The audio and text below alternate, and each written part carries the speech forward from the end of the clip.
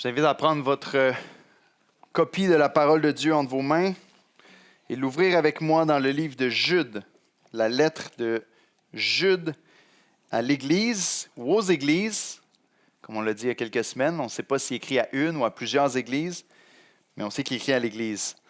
Si vous n'avez pas votre copie de la parole de Dieu et que vous voudriez suivre avec nous dans la parole, je vous invite à lever la main là où vous êtes. Il y a un bénévole qui va vous prêter une Bible. Et si vous n'avez pas de Bible à la maison, c'est un cadeau qu'on vous fait. Vous pouvez garder la copie, la porter à la maison parce qu'on veut que tout le monde puisse lire la Bible. Si quelqu'un a besoin d'une Bible pour suivre avec nous, vous pouvez juste lever la main là où vous êtes et on va vous prêter une Bible ce matin.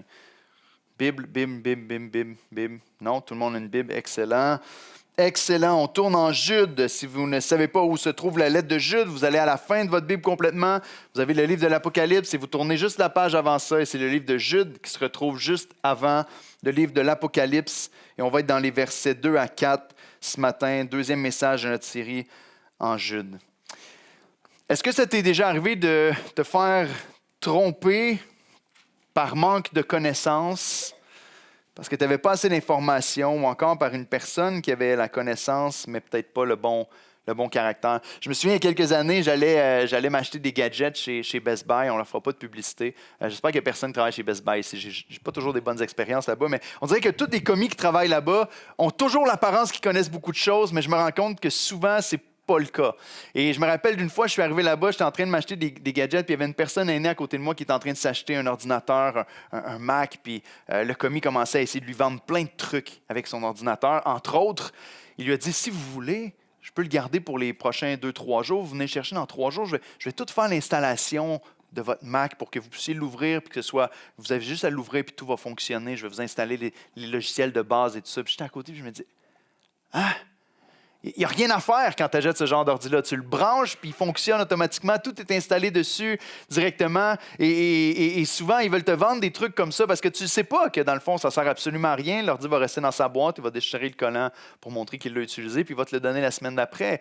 Il y a des gens qui font ça. Et si tu n'es pas conscient de ça, ben, peut-être que tu vas payer un petit peu plus cher pour des services qui ne servent à rien. Ou peut-être une personne que tu passes du temps avec, puis qui est garagiste, puis commence à te raconter comment qui fait des passes une fois de temps en temps, qui a des clients qui ne savent pas trop c'est quoi la mécanique, qui ne connaissent pas trop comment fonctionnent les chars. Genre, moi, je serais une de ces personnes-là. Et que là, il va lui dire, voici, j'ai fait ça sur ton char cette semaine, puis qui va se vanter d'avoir chargé beaucoup plus cher que ce que ça a vraiment coûté. Puis là, tu l'écoutes parler, puis la semaine d'après, tu es encore avec cette personne-là, tu partages qu'il y a certains problèmes sur ton auto, puis il t'offre ses services. C'est comme, ah, ça va aller, je pense. Pas parce que tu ne connais pas ça, tu as l'air de connaître ça vraiment bien, mais à t'écouter parler, je ne suis pas sûr que la facture ne va pas être plus salée quand je vais arriver de l'autre côté. Avoir la bonne information peut te protéger énormément, mais connaître le caractère de la personne avec qui tu parles peut aussi être une grande protection pour toi. Jude, dans le texte qui est devant nous aujourd'hui, alerte les chrétiens à ce sujet-là en leur enseignant à combattre pour la foi, pour la vraie foi, et que ça implique plus que de croire une confession de foi écrite sur du papier, mais il invite les croyants à combattre pour la foi vécue. Autrement dit, il invite les croyants à avoir plus que juste de la connaissance sur ce que c'est que la bonne et la vraie foi, mais il invite les croyants à être capables de discerner le caractère de ceux qui déclarent avoir la foi pour être capables de reconnaître si c'est vraiment la vraie foi. Parce que la vraie foi n'est pas juste crue, elle est vécue dans nos vies de tous les jours. Et Jude nous aide à discerner ça. Et quand je lis la lettre de Jude, je peux juste m'imaginer, Jude est le petit frère de Jacques, probablement, le frère de Jésus. Et je peux juste m'imaginer une fois de temps en temps, les frères étaient assis ensemble à Pâques et entendent les paroles de Jacques. Quand vous lisez la lettre de Jacques, il y a des thèmes qui reviennent et qui sont très près de ce que Jude enseigne ici. Ça ne veut pas dire qu'il a pris des choses de Jacques, mais certainement les frères parlent ensemble. Et je peux m'imaginer Jacques qui est assis avec son frère et dire, Jude, lorsque Jude partage des problèmes d'église, et il dit, il faut que les gens comprennent. Il faut que les gens comprennent que la foi sans les œuvres est morte. Jacques va dire dans sa lettre, en Jacques 2,16, « Comme le corps est sans âme est mort, de même la foi sans les œuvres est morte. » Et quand on regarde la lettre de Jude, on se rend compte que c'est presque ça le thème principal de toute sa lettre, « Combattez pour la foi. » Parce que la vraie foi n'est pas juste crue, elle est vécue aussi. Et lorsque la doctrine semble correcte, tu dois te tourner et regarder au caractère pour voir si la personne est réellement un enfant de Dieu ou non. Donc, c'est une série qui semble un petit peu plus provocatrice, un petit peu plus dure, qui flatte un petit peu moins dans le sens du poil, mais tellement, tellement importante pour nous aujourd'hui. Parce que combien notre société, combien l'Église moderne a pu se laisser influencer peut-être pas peut-être, sûrement par le monde à l'extérieur, par la façon de penser de l'extérieur, de dire, il ne faut pas trop juger, il ne faut pas trop être dur, il faut faire attention, il faut laisser un peu de liberté aux gens. Peut-être qu'il vit sa foi à sa manière, je vis ma foi à ma manière, c'est personnel la foi. Selon la Bible, c'est très, très, très, très, très collectif. Et on est capable de regarder dans la vie les uns les autres, de s'encourager les uns les autres, de se reprendre les uns les autres, d'avancer ensemble comme un seul corps. Ce matin, l'idée principale du texte, et je vais lire avec vous Jude 2 à 4. En fait, je vais commencer au verset 1 parce que c'est au milieu d'une phrase au verset 2. Et l'idée principale pour nous aujourd'hui est que tu dois combattre pour transmettre la foi et trouver le faux. Tu dois combattre pour transmettre la foi, mais aussi pour discerner le faux autour de toi dans l'Église. C'est important si tu veux protéger ton épouse, ton époux, tes enfants. C'est important si tu veux voir une Église en santé, grandir dans les voies que Dieu veut qu'elle grandisse et pas dans les voies humaines. Lisons ensemble les versets 1 à 4. Jude, serviteur de Jésus-Christ et frère de Jacques, à ceux qui ont été appelés, qui sont aimés en Dieu le Père et gardés pour Jésus-Christ. Que la miséricorde, la paix et la charité vous soient multipliées. Bien-aimés, comme je désirais vivement vous écrire au sujet de notre salut commun, je me suis senti obligé de le faire afin de vous exhorter à combattre pour la foi qui a été transmise aux saints une fois pour toutes. Car il s'est glissé parmi vous certains hommes dont la condamnation est écrite depuis longtemps, des impies, qui changent la grâce de notre Dieu en dissolution et qui renient notre seul Maître et Seigneur, Jésus-Christ. Et je crois que dans ce court passage-là, l'Esprit de Dieu veut nous parler sur l'importance de combattre pour la foi, la vraie foi. Qu'est-ce que c'est la vraie foi? Qu'est-ce que c'est combattre pour cette vraie foi-là? Et comment est-ce qu'on peut discerner les vrais du faux et les personnes qui la pratiquent et qui la vivent? Et je crois que ça passe par ce qui te remplit. Ça passe par ce qui te remplit. Alors ce matin, l'encouragement pour chacun d'entre vous est de nourrir ton caractère, ta connaissance et ton discernement pour être équipé à combattre, pour transmettre la foi et trouver le faux chrétien et ne pas tomber dans son piège. Donc laissez-moi encore dire un mot de prière, puis on va aller directement au verset 2 dans le premier point. Seigneur notre Dieu, on s'approche de toi et on se soumet, on se met sous ta parole aujourd'hui pour recevoir ce que toi, tu veux nous dire, ton enseignement. Et je te demande d'encourager nos cœurs. Bien que c'est un passage qui peut parfois être difficile, on veut recevoir de toi puis être équipé, Seigneur. On croit qu'on est appelé à être tes représentants sur la terre. On est appelé à être ceux qui proclament ta parole, qui défendent ta parole, qui gardent ta parole et qui font de toutes les nations des disciples. Et pour ça, on va être capable de discerner c'est quoi un vrai d'un faux disciple. Aide-nous. Seigneur, éclaire-nous. Je te prie que ça ne vienne pas créer une atmosphère de méfiance les uns avec les autres, qu'on commence à se critiquer puis à rentrer dans la vie pour essayer de trouver les preuves que l'autre n'est pas un vrai chrétien, mais qu'on soit simplement guidé par ton écriture, simplement guidé par ta vérité pour t'aimer toi, aimer ton Église et faire la mission que tu nous appelles à faire. Pour ça, Seigneur, on ne croit pas qu'on est capable dans notre propre force. Alors on te demande l'aide de ton esprit. S'il te plaît, aide-nous, accompagne-nous. Éclaire-nous dans le nom de Jésus pour la gloire de ton nom. Amen. Tu dois combattre pour transmettre la foi et trouver le faux. Premièrement, nourris ton caractère avec sa grâce. Au verset 2, il y a une prière qui est faite, un encouragement. Normalement, dans les salutations, on présente qui écrit, qui est l'auteur de la lettre. On présente qui est le récepteur, qui reçoit la lettre, c'est qui les auditeurs. Et troisièmement, les salutations, les bénédictions. Et ici, Jude fait une chose un peu particulière. Il inclut dans ses bénédictions littéralement une prière. Et vous vous rappelez, hein, je vous l'ai dit la semaine passée, mais Jude aime énormément les trios. Il parle en trois constamment tout au long de sa lettre. Et encore ici, il fait sa bénédiction en nommant trois choses, mais trois choses qui ne sont pas déconnectées du contexte de ceux qui reçoivent la lettre. On se dit, ça c'est clair, il me semble que c'est normal, non? Non, mais des fois, on a l'impression que les salutations, les bénédictions, c'est comme des bénédictions, j'allais dire at large, c'est comme général. Je peux juste des bénédictions qu'on donne à toutes les églises, on répète un peu les mêmes phrases tout le temps. Ici, c'est très, très, très précis avec ce que les gens vivent qui reçoivent la lettre, que la miséricorde, la paix et l'amour vous soient multipliés. Pas juste que vous les connaissiez initialement, mais que ça soit multiplié. Le mot ici veut littéralement dire que vous en soyez remplis. Que vous soyez remplis de miséricorde, que vous soyez remplis de paix, que vous soyez remplis d'amour. Et Jude témoigne ses souhaits et sa prière pour l'Église d'une manière qui est très liée à leur combat dans leur contexte. C'est assez simple, mais lorsqu'un frère ou une sœur t'envoie un texto pendant la semaine d'encouragement, normalement, ça devrait fitter un peu, ça devrait s'accorder un peu avec ce que tu es en train de vivre. L'autre fois, j'ai un frère qui m'a envoyé un texto puis qui m'a écrit Éric, je veux juste t'encourager en ce moment. Tu sais, dans les moments difficiles, le Seigneur a tendance à se révéler à nous. Lorsqu'on passe à travers des épreuves, le Seigneur a tendance à se révéler à nous d'une manière particulière. Le contexte que j'étais en train de vivre fonctionnait pour recevoir ça. Mais imaginez-vous que c'est le jour de mon mariage et que je reçois ce texto-là. Peut-être qu'on dirait, au lieu d'être un encouragement, ce serait un peu une insulte. Éric, je sais que tu te maries, mais je t'encourage, dans l'épreuve, le Seigneur va te supporter. Wow! Il n'est pas sûr pour ma femme, ce frère-là.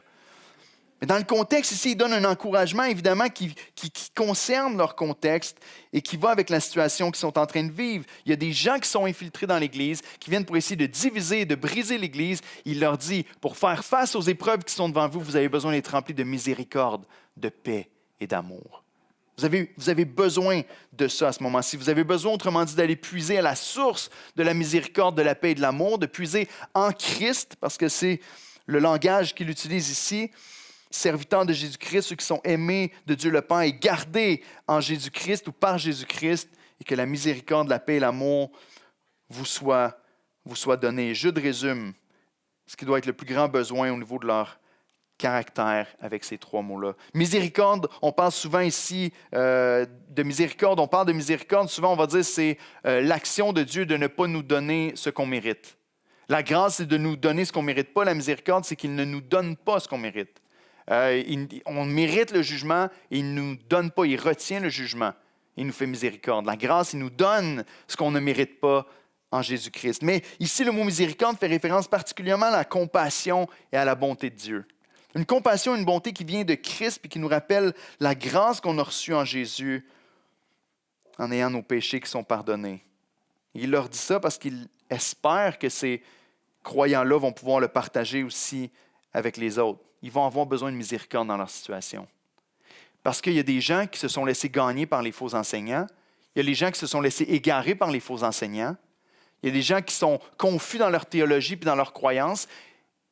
Et les gens qui vont aller les reprendre, qui vont les aider à revenir dans la vérité, vont avoir besoin d'avoir de la miséricorde envers eux, de ne pas leur donner peut-être des punitions, pour leur dire « vous n'êtes pas correct » et tout ça. Non, ils se sont laissés séduire. Il y a des gens qui sont venus mettre des idées dans leur tête. Il faut qu'ils soient ramenés.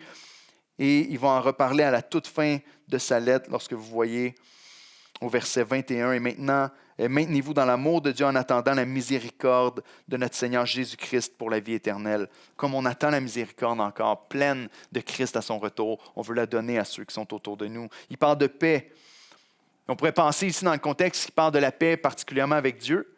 C'est-à-dire que vous soyez remplis de la paix que vous avez à cause du sacrifice de Christ. Il nous a réconciliés avec Dieu. On est maintenant en paix avec Dieu. Mais encore une fois, ici dans le contexte, il parle d'être rempli et que la paix vous soit multipliée. Cette paix-là est quelque chose de fixe. On a la paix avec Dieu en Jésus-Christ, ça ne change pas. Mais la paix qui doit nous être multipliée, c'est un état d'âme. C'est une paix dans l'âme qui te permet de faire face aux épreuves de la bonne manière. De ne pas être ébranlé avec tout ce qui est en train de se passer avec eux, les gens qui essaient de diviser dans l'Église, d'avoir une paix dans leur cœur, de savoir que leur Dieu est en contrôle. Mais aussi face à ceux qui sont en train de diviser et de faire des querelles, d'être capable d'arriver avec une approche paisible. On l'a lu quand on a fait la série sur les béatitudes en Matthieu 5.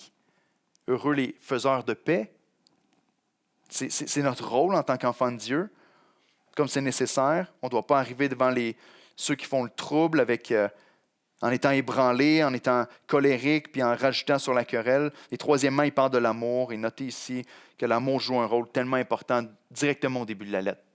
C'est la troisième fois, et c'est la deuxième fois, puis tout de suite après, on a une troisième fois où on y parle d'amour.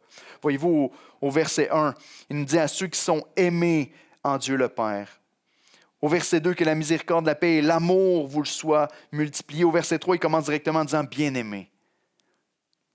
Le contexte dans lequel on est, alors qu'il y a des gens qui viennent diviser, qui ne sont pas remplis d'amour, ou plutôt qui sont remplis d'amour propre et qui pensent à eux, premièrement, qui essaient de s'enrichir sur le dos des chrétiens, qui essaient de s'élever, de se faire un nom. Ici, il nous parle d'un amour qui doit nous remplir pour être capable à la fois d'aimer ceux qui sont dans le tort, parce que le Seigneur nous appelle à même aimer nos ennemis, prier pour eux. Et on doit avoir de l'amour pour ceux aussi qui sont autour de nous pour leur enseigner la parole de Dieu, pour partager la foi de l'Évangile et transmettre le message qu'on a reçu. Et encore une fois, pour ramener ceux qui se sont éloignés, qui se sont égarés. Malgré l'opposition, ils vont devoir user de patience, de paix, de miséricorde et d'amour. Et ça se fait en puisant chaque jour auprès de Dieu. Parce que c'est lui qui est la source de toutes ces choses-là. Dieu est non seulement rempli de miséricorde, mais Dieu est miséricorde. Dieu est le Dieu de paix. Dieu est amour. Et quand on s'approche de notre Dieu et qu'on puise vers lui, on a besoin, vous savez, quand on parle de reconnaître le caractère d'une personne qui n'est pas croyante, et c'est ce qu'il va nous décrire dans les prochains versets, dans les versets particulièrement 5 à 16, quand on parle d'identifier une personne qui ne reflète pas un vrai chrétien, le cœur de Dieu, bien, on doit premièrement être, nous, des gens qui reflètent le cœur de Dieu et qui ressemblent un petit peu à notre Sauveur. Parce que quelle hypocrisie ce serait de dire hey, « t'es pas comme le Seigneur, je reconnais que ta foi n'est pas authentique alors que la nôtre est un miroir de la sienne. » Donc, on doit puiser auprès du Seigneur, dire « Seigneur, forme Christ à l'intérieur de moi, sanctifie-moi, fais-moi ressembler à Christ de plus en plus. » Et je crois que c'est la prière de Jude ici directement en commençant. Soyez remplis de miséricorde, de paix et d'amour. Vous allez en avoir besoin dans le contexte, mais vous devez refléter celui en qui vous croyez. La question est, si les faux ont toutes les bonnes réponses lorsqu'on parle de la foi, lorsqu'on parle de qu'est-ce que Jésus a fait et tout ça, comment on fait pour discerner s'ils sont vraiment les enfants de Dieu ou non, ou comment on fait pour discerner ceux qui sont les vrais et ceux qui sont les faux au milieu de nous. Et Jude va les décrire encore avec 3 expressions qu'on va voir plus loin, mais avant, on veut voir l'appel à combattre pour la foi. Deuxièmement, nourris ta connaissance avec sa vérité. Si tu dois nourrir ton caractère avec sa grâce constamment, chaque jour, d'être en communion avec Dieu, et de ne pas voir le fruit de la communion avec Dieu dans ta vie, c'est normal qu'on se pose des questions si tu es vraiment en communion avec le Seigneur. De la même manière que la branche qui est connectée à l'arbre, normalement, va porter du fruit digne de l'arbre. Si c'est un pommier, normalement, tu portes des pommes. Puis de la même manière, si tu es connecté à Christ, normalement, tu vas porter le fruit de l'esprit, de l'amour, de la paix, de la miséricorde, de la compassion. Au verset 3 ici, l'appel que Jude fait et qui va développer pendant tout le reste de sa lettre, c'est « Bien-aimés ».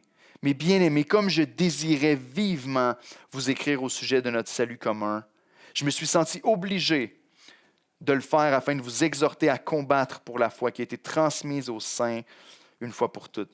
Ici, on a une petite difficulté dans le texte ou dans notre version en français parce que on a de la difficulté à comprendre qu'est-ce qu'il veut dire. Il désirait vivement écrire au sujet du salut commun. Et la deuxième phrase qui est là, lorsqu'il fait juste dire en français « je me suis senti obligé de le faire », il y a la répétition encore de écrire.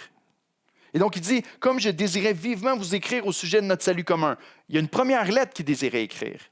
Il dit « j'avais envie de vous écrire à propos de notre salut commun, puis vous partager sur des vérités à propos de l'Évangile, puis de ce que Christ a fait pour nous. » Mais il y a une deuxième lettre qu'il a été obligé d'écrire.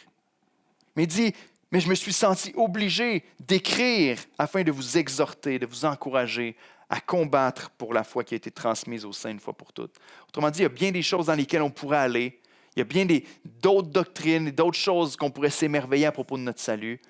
Mais j'ai senti l'obligation. Il y a une urgence en ce moment parce qu'il y a quelque chose qui est en train de se passer au milieu de l'Église. Et je dois adresser ça avant parce que c'est plus important. Donc, si je vous écris une lettre, ça va être celle-là que je vais vous écrire. C'est ce que je fais. Je vais vous écrire sur certaines choses, mais je me sens obligé de vous écrire à propos de la situation qui se passe au milieu de l'Église parce que c'est trop important. Mais combattre pour la foi.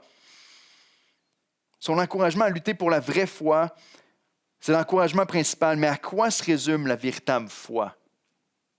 C'est quoi exactement la foi pour laquelle on doit combattre? Parce que, frères et sœurs, ceux qui font le cours de doctrine, si vous ne le faites pas, inscrivez-vous. Mais si ceux qui font le cours de doctrine, on commence à étudier ensemble cet aspect-là de la cible et de dire qu'il y a un certain classement des doctrines dans l'Écriture. Il y a des doctrines qui semblent être plus importantes que d'autres selon les apôtres et selon Christ. Et lorsqu'on lit le Nouveau Testament, on se rend compte qu'il y a certaines doctrines qui sont au-dessus des autres en importance, certaines pour lesquelles on doit combattre, comme il nous appelle à le faire ici.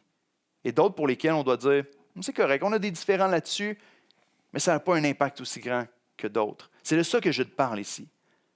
Parce que frères et sœurs, si vous combattez pour chaque petit point de doctrine, je ne crois pas que vous êtes dans la volonté de Dieu. Je ne crois pas que l'Écriture vous encourage à faire ça. L'apôtre va nous encourager, même à certains moments, de ne pas débattre. Pensez à la viande sacrifiée aux idoles. Certains ne sont pas encore rendus à la même place. Paul va dire, il y a des faibles, il y a des forts. Faites pas de la chicane pour ça. Adaptez-vous aux faibles, soyez patients, puis avancez d'un même pas. Ici, on parle de certaines doctrines qui sont importantes pour lesquelles on doit combattre. Encore une fois, Jude va nous donner combien de caractéristiques pour discerner la vraie foi? Come on. 3. Merci, Noémie. 3. Ici, il nous parle de 3 caractéristiques à propos de la vraie foi pour laquelle on est appelé à combattre. Il va parler de la foi qui a été transmise, la foi qui a été transmise aux saints et la foi qui a été transmise aux saints une fois pour toutes. Et je veux voir ça avec vous principalement ce matin. Puis ensuite, on va terminer notre message. Donc ici, il voulait écrire une lettre, mais il voit que l'urgence le pousse à écrire une autre lettre. Premièrement, la vraie foi, selon ce que Gilles est en train de dire ici, est une foi qui est historique. C'est une foi qui a été transmise. Ce n'est pas une foi qu'on réécrit à chaque fois qu'on implante une nouvelle église.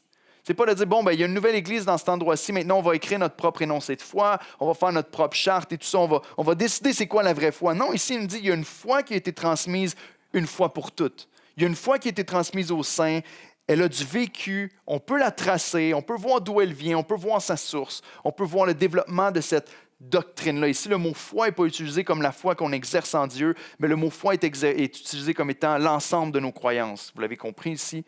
La vraie foi est historique. La vraie foi, deuxièmement, est transmise aux saints. Il va en parler un peu plus loin, des prophètes. Il va parler des apôtres qui ont transmis la foi dans sa lettre ici. Et on croit que la vraie foi a été transmise à des hommes choisis par Dieu, des hommes dont on a pu tester le caractère, dont on a pu reconnaître qu'ils étaient des serviteurs de Christ et qui nous ont transmis la foi dans ce qu'on retrouve comme étant le canon de l'Écriture. Et troisièmement, la vraie foi est immuable. Si vous voulez écrire ça, prenez-le, c'est un verset à retenir par cœur pour votre mission dans votre vie de combattre pour la vraie foi, dans vos vies personnelles, dans vos foyers, puis même à l'Église ou avec les gens de l'extérieur. La vraie foi est historique et transmise aux saints, et la vraie foi est immuable. Autrement dit, la vraie foi ne change pas. La vraie foi, la vraie croyance, la vérité est vieille, parce que la vérité ne change pas. Elle n'est pas modifiée, n'évolue pas. Elle est complète, elle est vérifiable. Donc, lorsque tu es confronté à une doctrine dans ta vie, tu ne dois pas te fier à ton propre jugement seulement. Vous savez, parfois, on traite la Bible comme étant l'objet de nos recherches, puis la manière dont on approche la Bible va déterminer ou nous montrer ou nous prouver la valeur qu'on accorde à la Bible, où est-ce qu'on se place. Va nous montrer si on est orgueilleux, ou si on est humble face à la parole de Dieu. Parce que bien souvent, écoutez ceci, bien souvent, on va prendre la parole de Dieu puis on va dire, maintenant, moi, Éric, je vais lire l'Écriture et je vais juger de son contenu, de qu'est-ce qui est bien, de qu'est-ce qui est mal. Et je me fais maître de ce qui doit être accepté, de ce qui doit être rejeté dans l'Écriture. Il me semble que c'est le président Thomas Jefferson qui avait arraché les pages en disant, ça, là, ça m'intéresse un peu moins. Il a un petit peu aminci sa Bible en disant, maintenant, j'ai une Bible qui va bien avec mes croyances et ce que je pense. La réalité, c'est que tu prends la Bible et que tu te mets sous l'Écriture en disant, cette Bible-là, la parole de Dieu, c'est mon autorité et je dois me soumettre et je dois m'accorder avec ce que Dieu me dit et pas essayer de faire accorder la Bible avec moi. La Bible, la vraie parole de Dieu, la foi est historique, elle est transmise aux saints, puis elle ne change pas. Tu peux vérifier une doctrine en suivant son historicité. Tu peux comprendre d'où vient une doctrine lorsque tu regardes sa source. Regarde à qui l'a transmise, à son caractère. Regarde si elle a été préservée ou si on l'a fait évoluer d'une manière ou l'autre à travers les âges. Si elle a été déformée ou changée, parce que tu peux combattre uniquement pour une doctrine qui est certaine et pour laquelle tu es convaincu. Est-ce que tu es convaincu de certaines vérités? Parce que des fois, on pense que c'est moderne ou que c'est humble de dire « je n'ai pas vraiment de certitude à propos de rien dans la Bible. Je garde la porte ouverte. » Je n'ai pas vraiment de certitude au niveau de telle et telle chose. Puis pour certaines doctrines, on peut dire, OK, c'est correct d'avoir une certaine ouverture. Lorsqu'on parle de la croix, lorsqu'on parle de ce que Christ a fait pour nous, lorsqu'on parle de l'Évangile et des doctrines centrales de la foi, on ne peut pas dire, je suis un petit peu, je ne suis pas trop clair là-dessus. Ce n'est pas de l'humilité. L'humilité, c'est de dire, voici ce que la parole de Dieu dit et je le reçois. Est-ce que tu es convaincu de certaines vérités? Parce qu'il le faut. Pourquoi? Parce que c'est ta responsabilité en tant qu'enfant de Dieu d'être convaincu de la vérité, puis de partager, faire connaître la vérité et de protéger la vérité. Est-ce que tu le crois? C'est important. C'est important. Dans 1 Timothée 3,15, Paul va dire à l'Église, il va parler de l'Église comme étant l'Église du Dieu vivant, la colonne et l'appui de la vérité. Et ça, c'est nous. Nous, en tant qu'Église, en tant que corps, on est supposé être la colonne et l'appui de la vérité. Quelqu'un qui est à l'extérieur, qui ne comprend pas vraiment la parole de Dieu, qui ne comprend pas vraiment l'Évangile, devrait être capable de dire, si je veux comprendre c'est quoi la vérité, si je veux savoir c'est qui est Dieu, qu'est-ce que Dieu a fait pour moi, qu'est-ce qu'il me promet, c'est quoi exactement sa volonté, il doit être capable de rentrer dans une église, de regarder aux croyants et de dire, est-ce que tu peux me répondre? Normalement, on est capable de dire, oui, je peux te répondre. À quel moment Jésus revient? Ah, je ne sais pas trop. Mais il y a des choses que je sais par contre et qui sont importantes et essentielles à ta foi. Donc la question ce matin, c'est quoi les doctrines essentielles? Quelles sont les doctrines essentielles que tu dois croire en tant que chrétien et pour lesquelles tu dois combattre? Où est la ligne entre ceux qui sont croyants et ceux qui ne le sont pas? À quel moment on peut dire non, on n'est pas ensemble? J'ai eu la visite de gens. C'est la première fois qu'ils viennent la semaine chez nous. Je vous en ai parlé il y a quelques semaines. Peut-être que je les ai attirés. Non, c'est pas vrai. Mais ils sont arrivés pendant la semaine, le jour. Ils ont cogné à ma porte. Ils sont arrivés puis ils ont commencé à vouloir discuter. Puis encore une fois, j'ai dit, vous ne voulez pas discuter. Vous allez partir dans 5 minutes en me disant qu'on ne peut pas vraiment. Puis ils ont dit, mais non, c'est sûr que non. Ceux qui sont venus avant n'étaient pas des vrais. Puis ils ont commencé à parler. Finalement, ils sont partis après quelques temps parce qu'ils n'ont pas voulu ouvrir la Bible puis regarder aux vérités bibliques. Mais est-ce que tu es capable de défendre ta foi? Est-ce que tu es capable de dire, on n'est pas ensemble à un certain degré? Ou est-ce qu'on dit, non, c'est pas grave, tant que tu parles de Jésus, tu es dans la même gang? Dans l'Écriture, on a des lignes claires, des croyances de base, des choses qui sont primordiales à croire pour être un chrétien, un enfant de Dieu. Paul enseigne ce qui est de première importance dans 1 Corinthiens 15. Et je vous ai mis quelques versets à l'écran, on va regarder ensemble. Concentrez-vous, relevez-vous. Ouvrez vos yeux grands. Il nous donne ce qui est de première importance et il parle de l'Évangile de Jésus-Christ. Dans 1 Corinthiens 15, 3 à 6, il nous dit « Je vous ai enseigné avant tout ». Ici, dans l'original, c'est ce qui est de première importance. Je vous ai enseigné de manière prioritaire, comme je l'avais aussi reçu. Voyez-vous, ici, l'apôtre Paul se met dans le même contexte que ceux à qui Jude s'adresse. Il y a une foi qui a été transmise. Et Paul, apôtre de Jésus-Christ, a aussi reçu, on lui a aussi transmis cette foi-là, et lui la transmet aux autres. Je vous ai enseigné de première importance, comme je l'avais aussi reçu, que Christ est mort pour nos péchés. L'Église dit Amen, selon l'Écriture, qu'il a été enseveli, Amen, qu'il est ressuscité le 3e jour, selon les Écritures, et qu'il est apparu à Céphas, puis aux 12. Ensuite, il est apparu à plus de 500 frères, à la fois, dont la plupart sont encore vivants et dont quelques-uns sont morts. Jésus-Christ est mort pour nos péchés. Jésus-Christ est vraiment mort. Et Jésus-Christ est vraiment mort pour nos péchés. Jésus-Christ a vraiment été enterré. On l'a mis dans la tombe. On l'a mis dans la tombe de Joseph d'Arimathée. Jésus est vraiment ressuscité le 3e jour. C'est des non négociables de la foi ici. On croit que Paul récite un credo que les croyants, que les apôtres connaissaient déjà depuis ce temps-là. Il est ressuscité, il est apparu à Céphas à plus de 500 frères. Et c'est assez intéressant quand tu dis quelque chose comme ça, puis que tu peux dire, les frères à qui il est apparu sont encore vivants, tu peux aller les voir pour leur demander. Il y a des témoins de la résurrection. C'est primordial. Si vous ne croyez pas ce qui est écrit ici en 1 Corinthiens 15, vous êtes à l'extérieur de la foi chrétienne. Et si vous dites, je comprends, mais je ne suis pas tellement sûr, venez nous voir, on va discuter ensemble, puis on va creuser un peu. Mais c'est le cœur de la foi chrétienne ici. Dans Hébreux 6, les versets 1 et 2, on a une description de ce qui consiste comme étant le fondement ou la base de la foi. Hébreux 6, versets 1 et 2, il va dire, c'est pourquoi, laissant les éléments, autrement dit les doctrines élémentaires, les doctrines de base de la parole de Christ, tendons à ce qui est parfait. C'est quoi les éléments de base? Sans poser de nouveau le fondement du renoncement aux œuvres mortes, et que c'est important pour la lettre de Jude et pour notre vie chrétienne. L'auteur de l'Épître aux Hébreux dit, frères et sœurs, ça, là, c'est la base. Et combien on ne le voit pas dans la vie de plusieurs personnes, et combien on a déformé cette doctrine-là. Normalement, si tu es un enfant de Dieu, il y a un avant puis il y a un après. Que tu sois né dans l'Église ou pas, ta relation avec le péché a changé.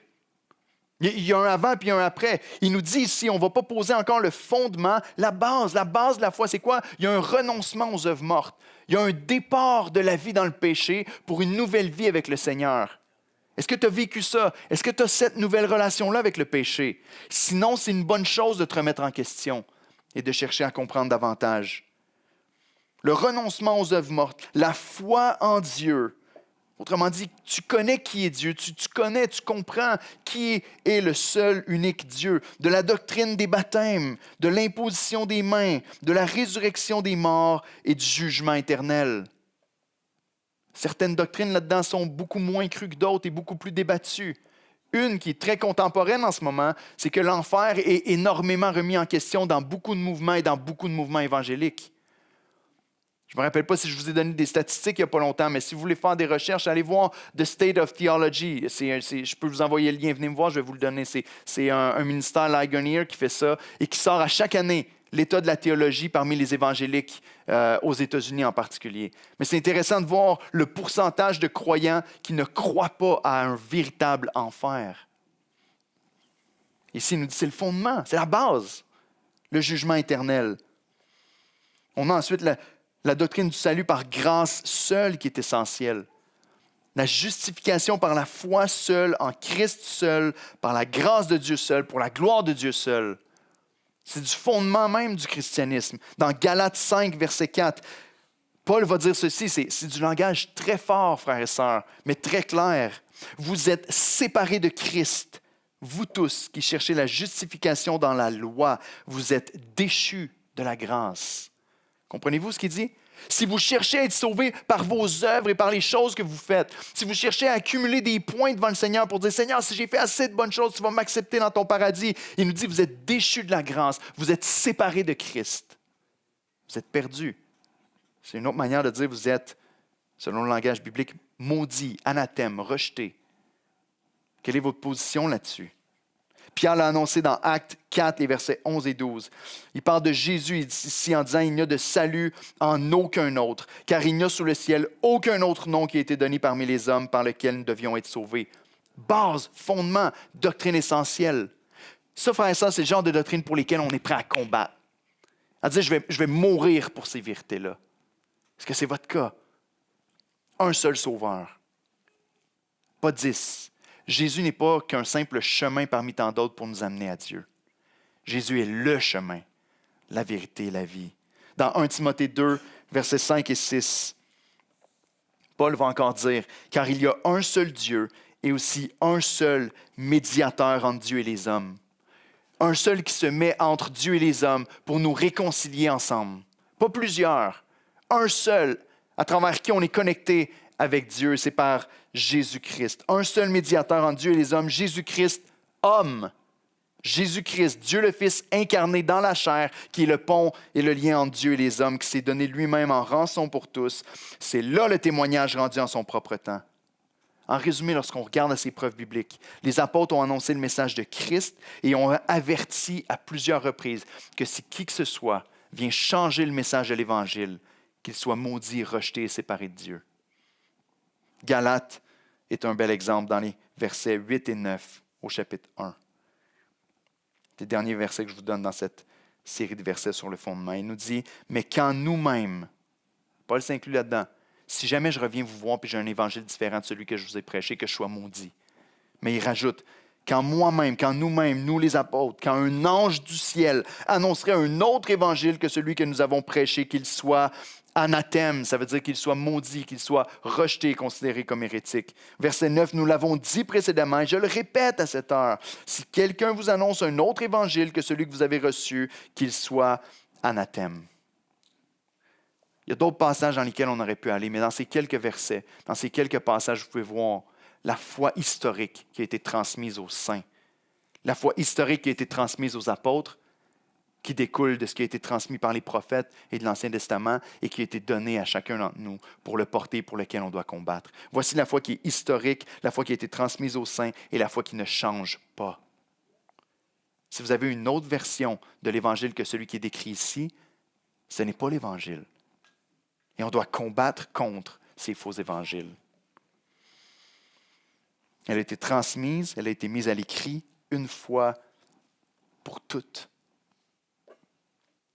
Ça influence notre compréhension des nouvelles révélations, non? Mais oui, mais nous, Dieu nous a révélé quelque chose d'autre. Dieu est venu et nous a donné plus que qu'est-ce que les apôtres ont reçu. Parce qu'on est dans l'ère de l'Esprit et l'Esprit peut nous dire des nouvelles choses maintenant. Faux!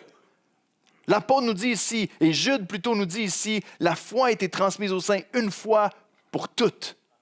Il n'y a rien à rajouter, il n'y a rien à enlever. Celui qui rajoute, qui enlève, qui change, qui modifie, doit être maudit et anathème.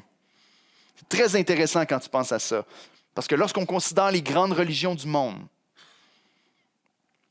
de voir que l'Esprit de Dieu anticipait toutes les fausses religions qui allaient venir. C'est fou. Lorsque tu lis le Nouveau Testament, tu te rends compte que toutes les grandes religions du monde sont adressées ici. Tout ce qui est arrivé par la suite était adressé ici. Écoutez ceci, je vous en nomme quelques-unes. L'islam, fondé par Mohammed en 610 après Jésus-Christ. Mohammed se réapproprie les écrits juifs et nous dit, un ange est apparu et m'a donné une nouvelle révélation. Un ange a révélé toutes les erreurs du texte original et m'a donné une nouvelle description, une nouvelle définition de l'histoire et du texte biblique. Parce qu'il disait que secrètement, les textes avaient été modifiés. C'est drôle, mais ça se répète souvent dans les grandes religions. Il renie la divinité de Jésus, renie sa mort sur la croix. Il n'est pas mort sur la croix pour nos péchés, même pas crucifié. Il renie le salut par la foi seule en imposant un système de pointage. Dans l'islam, c'est plus que tu as de bonnes œuvres, plus que tu risques d'aller au ciel. Tu vas te présenter, une fois que tu vas être dans la tombe, il y a des anges qui vont venir te voir et évaluer ta vie, puis il va falloir que tu leur donnes des comptes. Est-ce que j'ai fait plus de bonnes œuvres ou de mauvaises œuvres? Si tu as fait plus de bonnes œuvres, t'es chanceux, tu vas aller avec Allah. Mais si tu as fait plus de mauvaises œuvres, sorry, tu t'en vas en enfer. La réalité ici, c'est que c'est pas l'Évangile, c'est pas la justification par la foi seule, c'est la justification par les œuvres. C'est un message donné par un ange, c'est une nouvelle révélation. Il renie l'Évangile de Christ et la Bible me dit qu'ils sont anathèmes. Il renie le salut par la foi seule. Le caractère de l'homme qui a fondé la religion est louche en soi, est loin de ressembler à notre fondateur qui est Jésus-Christ. Et ce n'est pas ce qu'on croit. Dieu savait lorsqu'il a parlé de ça dans le Nouveau Testament. Témoin de Jéhovah, fondé en 1870 à Pittsburgh par Charles Russell. Un homme qui a vécu un divorce horrible et atroce, qui s'est vraiment mal passé, accusé de conduite inappropriée avec les femmes et d'abus envers la sienne. Il est le fondateur de leur religion, qui vont nier en passant. Il est pris au début du fondement de sa religion, il est pris dans un scandale de vente de blé miraculeux. Je ne sais pas si vous avez déjà étudié cette histoire-là, mais il vendait du blé en disant « Je vous vends du blé, puis ça va pousser 5 fois plus vite que les autres blés. » Puis les gens achetaient ça. Finalement, ils se sont rendus compte que c'était n'importe quoi, que ça ne poussait pas plus vite que le reste. Et ça, c'est le fondateur de leur religion. Lui aussi croit que les écrits étaient pleins d'erreurs. Il a corrigé les écrits qui étaient faits, puis il a écrit sa nouvelle version de la Bible. Changé tous les passages. Comme Arius qui a été condamné en 325 en disant que Jésus n'était pas Dieu, il a changé tous les passages qui pourraient nous faire croire que Jésus est Dieu avec une interprétation complètement loufoque. Il renie le jugement dernier, ne croit pas à l'enfer, ne croit pas au jugement éternel. Il renie la divinité de Jésus, renie la justification par la foi seule, renie la résurrection physique de Jésus. Il n'est pas ressuscité dans un corps. C'était juste une vision qui avait les trous dans ses mains puis qui a mangé avec les disciples. Ce n'était pas vraiment un corps. On réinterprète l'Écriture. Il ne croit pas que l'Esprit est Dieu, ni même une personne, mais seulement une force. La Bible en parle. Ceux qui amènent un autre évangile que celui qui a été prêché, qu'il soit anathème. Les Mormons fondés entre 1820 et 1830 par Joseph Smith. Comment ça a été fondé? Un ange lui est apparu. C'est spécial, non? La Bible avait dit un ange est apparu puis lui a encore révélé de nouveaux écrits. Un ange appelé Moroni quand même. Un ange appelé Moroni qui lui a révélé que toutes les églises existantes sur la terre à ce moment-là étaient dans l'erreur. Toutes les églises existantes. Je vais te révéler à toi, Joseph Smith, que tu es le seul maintenant qui va avoir la vérité sur toute la terre. Ça donne pas mal de pouvoir, ça, non? Tu es le seul qui a la révélation. Toutes les églises se sont égaré, lui va venir corriger les erreurs avec sa nouvelle théologie, son nouveau livre. Il va même dire que les apôtres, Pierre, Jacques, Jean, lui sont apparus à lui et son ami pour leur donner l'autorité de réorganiser l'Église. Mais écoutez ceci, parce que c'est quelque chose qui est facile à croire. Lui encore va renier la Trinité. Jésus et Satan dans leur religion sont des frères. C'est comme des esprits qui règnent un peu, sont en chicane, ça ne va pas super bien. Si on est bon et fidèle, on pourra peut-être être exalté, puis aussi devenir des créateurs, puis être maîtres sur notre propre monde. C'est intéressant quand même. On pratique la polygamie, renie le salut par grâce seule, encore une fois, à travers leurs œuvres, renie l'incarnation de Christ, renie l'enfer, puis bien sûr un ange qui enseigne. Lorsqu'on parle des plus vieilles traditions comme l'hindouisme ou le bouddhisme est venu après, même l'hindouiste est assez vieux, puis on regarde dans leurs écrits, ça ne parle pas de salut de l'âme du tout, ça ne parle pas nécessairement de péché ou quoi que ce soit, mais c'est un principe de cycle de réincarnation basé sur les bonnes œuvres pour atteindre le nirvana, qui est pratiquement de ne plus être conscient que tu existes, mais faire partie de Dieu. Comprenez-vous, il y a encore une fois ce principe-là où si tu mènes une bonne vie et que tu fais des bonnes actions, tu vas devenir une créature un peu plus supérieure à la précédente, puis un peu plus supérieure jusqu'à temps que tu cesses d'exister dans un nirvana éternel. Autrement dit, on renie encore la grâce seul comme moyen d'être sauvé. On renie que Jésus, il croit en Jésus, il croit que c'était un être, même que dans l'hindouisme et le bouddhisme, on va dire que Jésus est un être divin, qui a une révélation divine. Et ils vont avoir une vision de Mohamed un peu plus inférieure qui est juste un simple humain. Ils vont renier le jugement éternel, la résurrection finale et j'en passe. Les fondateurs sont durs à déterminer pour l'hindouisme et pour le bouddhisme, c'était un prince qui a finalement renié son trône pour pouvoir chercher l'humilité et qui a été illuminé. Voyez-vous, on regarde à toutes ces grandes religions du monde puis on se dit, mais est-ce qu'on peut être ensemble? Est-ce qu'on peut dire, mais tous les chemins mènent à Rome ou toutes ces religions-là mènent à Dieu d'une certaine manière? Pas du tout. Pas du tout. On est loin de la vérité biblique. Et peut-être je vais toucher des cordes un peu plus sensibles ce matin, mais on peut aller avec l'Église catholique. On peut dire à quel point on peut dire on est ensemble. Comprenez-moi bien, je crois qu'il y a des personnes, par la grâce de Dieu, qui sont sauvées dans l'Église catholique. Il y a des gens qui croient, il y a des gens qui lisent vraiment la Bible, qui ont de la difficulté avec certaines doctrines et tout ça. Et par sa grâce, Dieu le fait. Et il y a des gens qui ne croient pas exactement tout ce que l'Église catholique enseigne, ne connaissent pas nécessairement toute la doctrine. Mais lorsqu'on pense à l'Église catholique, encore une fois, on renie la justification par la foi seule. On a des bonnes œuvres qui vont pouvoir être une porte de sortie à la fin. On crée le purgatoire. Autrement dit, on efface le jugement éternel en créant une espèce de salut universel où est-ce que si tu as fait beaucoup de péchés, tu vas passer beaucoup de temps au purgatoire pour purger tes mauvaises œuvres et ensuite rentrer au paradis qui est à l'extérieur de la révélation biblique. On renie que Jésus est le seul médiateur avec les prières aux saints pour s'adresser à Dieu. On renie le jugement éternel, on renie la foi transmise aux saints une fois pour toutes en plaçant l'autorité du pape au-dessus de l'Écriture. Au lieu de dire que ça a été donné une fois pour toutes et ça ne change pas, le pape a un pouvoir équivalent, il peut changer certaines choses et donner une nouvelle direction selon sa façon de voir et la tradition et j'en passe. La question, frères et sœurs, c'est est-ce que tu crois les doctrines essentielles de la foi chrétienne? Est-ce que tu es capable de voir où est-ce que tu te situes? Est-ce qu'il y a des doctrines qui sont claires pour toi, pour lesquelles tu dis, je sais que pour celle-là, je dois combattre? Douglas Moo a dit ceci, le point que Jude marque est évident. Il existe un ensemble de croyances fondées sur l'enseignement et l'œuvre du Christ, développées et transmises par les apôtres qui sont non négociables. Être chrétien signifie adhérer à ces croyances, les rejeter signifie cesser d'être chrétien. Comment t'assurer de croire les bonnes choses?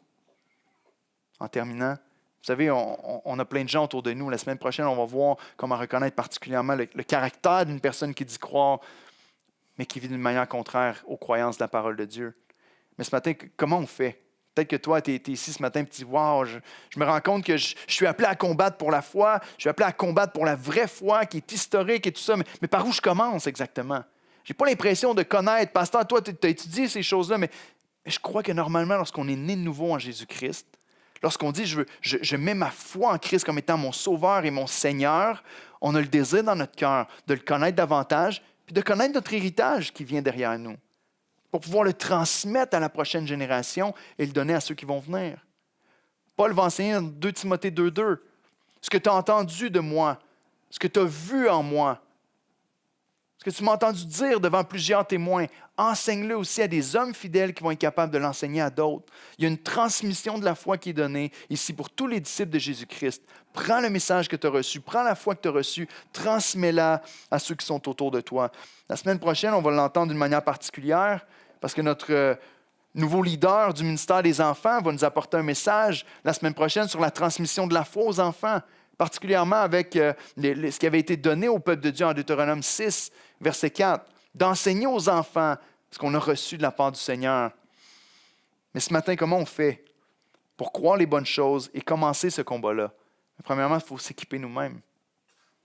Premièrement, frères et sœurs, c'est le temps d'arrêter de dire je vais attendre que quelqu'un me parle de la Bible, mais c'est le temps de commencer à prendre l'épée de l'Esprit, puis de plonger dedans, puis commencer à manger l'Écriture. Normalement, le gars qui jeûne constamment ou qui ne mange pas très bien est affaibli dans son corps, puis ce n'est pas lui que tu appelles pour déménager. Si tu veux être fort, tu dois bien manger. De la même manière, en ce qui concerne l'Écriture, si tu veux être capable de combattre et de défendre ta foi, tu dois absorber l'Écriture. Tu dois passer du temps dans la parole de Dieu, ne serait-ce que lire la Bible d'un couvert à l'autre, que ce soit en 1 an, en 2 ans ou en 3 ans. Commence ton parcours, commence à absorber la parole de Dieu. Il y a bien des choses qui vont se mettre au clair dans ta vie. Au-delà de la parole encore, celui qui est sauvé par la grâce de Christ devrait chercher à connaître l'histoire de sa religion, l'histoire du christianisme. Moi, j'ai eu les yeux ouverts, sans nommer les grandes lignes, j'ai eu les yeux ouverts à un certain moment donné de réaliser que certaines doctrines qu'on m'enseignait ont commencé à exister en 1901.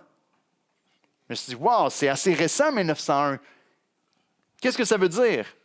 Puis là, mon cerveau fonctionne. On se dit, mais qu'est-ce que ça veut dire? Ça veut dire que pendant 1900 ans dans l'Église, on ne croyait pas la bonne chose? Enfin, quelqu'un est arrivé à la vérité. On doit prendre un pas de recul et se dire, attends, d'où ça vient? Comment c'est arrivé? Si c'est une nouvelle croyance, vous savez, ma femme me l'a remis d'en face il n'y a pas longtemps. Je suis en train d'étudier ces temps-ci sur la transfiguration de Jésus. Je suis fasciné par ce qui est arrivé. Puis je suis en train de réfléchir sur son implication pour la traduction de la Bible, sur l'interprétation de l'Écriture. Puis je suis en train de raconter ça dans la cuisine le matin à ma femme. Elle est en train de commencer son premier café, puis elle me regarde comme « C'est-tu nouveau, ça? » Ben, je pense pas. C'est ça que je vais vérifier là, dans les prochains temps. Je dis, ouais, vérifie ça avant de commencer à développer une théologie. Vérifie que ce n'est pas une nouvelle affaire, mais que les pères de l'Église, que l'Église l'a cru avant toi, parce qu'on n'est pas les premiers à avoir la parole de Dieu. Donc, si tu ne sais pas par où commencer, voici quelques suggestions. Commence à étudier le credo des apôtres. C'est facile à lire. Tu n'as pas besoin d'être très connaisseur pour le lire. Commence à lire le symbole de Nicée, le credo de Nicée. Lis ce que l'Église a écrit en 325 lorsqu'ils ont été confrontés à des gens qui remettaient en question la Trinité, qui remettaient en question l'identité de Jésus et sa divinité. Va lire comment ces hommes-là se sont assis ensemble, qui ont commencé à prendre le temps d'étudier l'Écriture puis de mettre sur papier des doctrines très, très claires. Si on ne croit pas au symbole de Nicée, on est à l'extérieur de la foi chrétienne. C'est des doctrines de base. Est-ce que tu connais l'histoire de ta théologie? Peut-être que si tu veux commencer à une certaine base, inscris-toi à un cours à l'Église.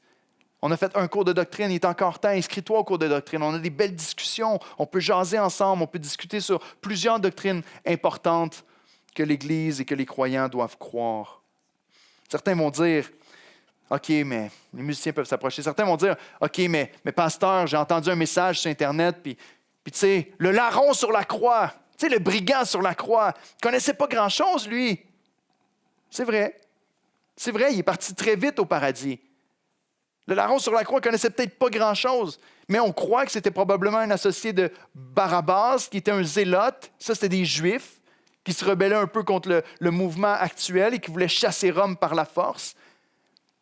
Mais peu importe, lorsqu'on regarde aux brigands sur la croix, il y a certaines choses, il y a une certaine base qu'ils croyaient. Il était accroché à la croix puis il regardait à Jésus. Non? Il regardait à Jésus. Il a cru qu'il n'allait pas être sauvé par ses propres œuvres. Il n'y a pas d'œuvre qu'il pouvait faire à partir de ce moment-là. Il allait mourir là. Puis il a regardé à Jésus, puis il a cru que Jésus allait ressusciter dans son paradis. Puis il a regardé à Jésus en disant, « Souviens-toi de moi quand tu seras dans ton paradis. » Si tu crois la même chose ce matin, Dieu peut te sauver et changer ta vie. Et Jésus lui a dit, « Aujourd'hui même, tu seras avec moi dans le paradis. » Il a cru que Jésus était son sauveur. Il a cru qu'il n'était pas sauvé par ses propres œuvres. Il a cru qu'il allait ressusciter des morts. C'est assez central à la foi, non? Tu n'as pas besoin de croire grand-chose, mais tu as besoin de croire quelque chose. Des doctrines centrales de tout ton cœur. Donc, chrétien acquis, en ce moment dans ta vie, si tu crois déjà ces choses-là, à qui en ce moment dans ta vie est-ce que tu transmets la foi? Pour qui est-ce que tu combats pour la foi qui doit leur être transmise? Je dois vous avouer que je dois me remettre en question en lisant le texte, en me disant, Seigneur, est-ce que je prends à la légère mon rôle de transmettre la foi à mes enfants puis à la prochaine génération? Ou est-ce que je peux vraiment qualifier ce que je fais de combat pour la foi? Est-ce que je lutte? Est-ce que c'est dur? Est-ce que ça me demande des efforts, de l'ardeur pour être capable de transmettre la foi? Parce que lorsque mes enfants sautent sur les chaises, parce qu'il n'y a pas juste chez vous qui font ça, ou peut-être qu'il y a juste chez nous qui font ça, qui ne veulent pas écouter et que c'est dur de se concentrer pour pouvoir étudier la parole de Dieu. Est-ce que tu luttes puis tu continues à le faire quand même en disant peut-être qu'ils ne vont pas capter grand-chose, mais c'est tellement important qu'il faut que je le fasse? Est-ce que ça t'arrive pendant que tes enfants dorment d'aller te mettre à genoux dans leur chambre puis de prier puis de dire Seigneur, sauve leur âme. Seigneur, touche leur cœur. Est-ce que tu combats pour ceux qui t'entourent, qui sont peut-être égarés de la foi ou qui ne sont pas croyants? Des membres de ta famille peut-être qui ne croient pas et que tu dis peut-être ça ne marchera jamais avec eux, ils sont trop rebelles. Ou est-ce que tu continues avec amour de dire Seigneur, je veux que tu les sauves, transmette, je veux combattre pour être capable de transmettre ma foi d'une manière qui est compréhensible, qui est claire. Et prier que Dieu fasse son œuvre. Peut-être que pour toi ce matin, ça commence par la repentance. Peut-être que ça commence par non, Seigneur, je ne le fais pas. Je ne combats pas pour transmettre la foi. Aide-moi, viens à mon aide. Remplis mon cœur d'un désir réel de dire Seigneur, je veux prendre au sérieux l'appel que tu mets sur ma vie, de transmettre la foi à ceux qui sont autour de moi. Peut-être que pour toi, aujourd'hui, ça commence par la prière. Seigneur, je sais que je ne vais pas y arriver moi-même. Je bafoue, je m'emporte. Des fois, je me mets en colère quand j'essaie de transmettre la foi au lieu de le faire avec amour, miséricorde et paix. Aide-moi, Seigneur, à te refléter là-dedans. Peut-être que ça commence par l'humilité, de demander de l'aide. Peut-être que ça commence par l'humilité de dire il y a bien des choses que je comprends, mais j'ai besoin que quelqu'un m'accompagne. J'ai besoin d'aide pour pouvoir transmettre ma foi comme je dois le faire. Ou peut-être de l'autre côté, de dire mais je réalise que je ne connais pas tant que ça la foi que je suis supposé transmettre. J'ai besoin d'aide. Donc la question est la raison pour laquelle on ne voit pas plus de vie changer pour la gloire de Dieu dans nos foyers, dans notre Église et dans notre monde, c'est probablement qu'on ne le désire pas assez. Sinon, on serait en train de combattre. Sinon, on serait dans la salle d'entraînement et on chercherait à combattre pour la transmettre et pour la gloire de Dieu. Évidemment, on doit puiser nos forces en Christ. Laissez-moi prier pour nous.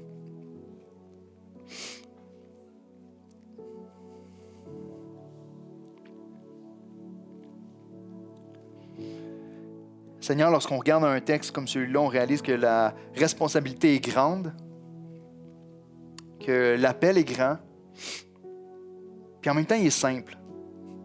Il n'est pas compliqué, mais combien notre chair lutte contre le fait de s'asseoir tranquille avec ta parole puis de l'étudier, le fait de rechercher sur notre foi, le fait de la transmettre à d'autres, de se préparer pour partager ta parole avec d'autres personnes. C'est pas compliqué, mais oh Dieu, le monde pousse contre ça. Satan se rebelle contre ça puis ne veut pas qu'on le fasse. Notre chair nous pousse dans une direction opposée.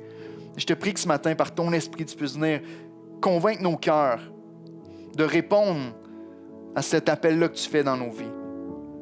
De répondre à l'engagement puis à l'encouragement que tu nous fais à travers Jude, de combattre pour la foi transmise au sein une fois pour toutes.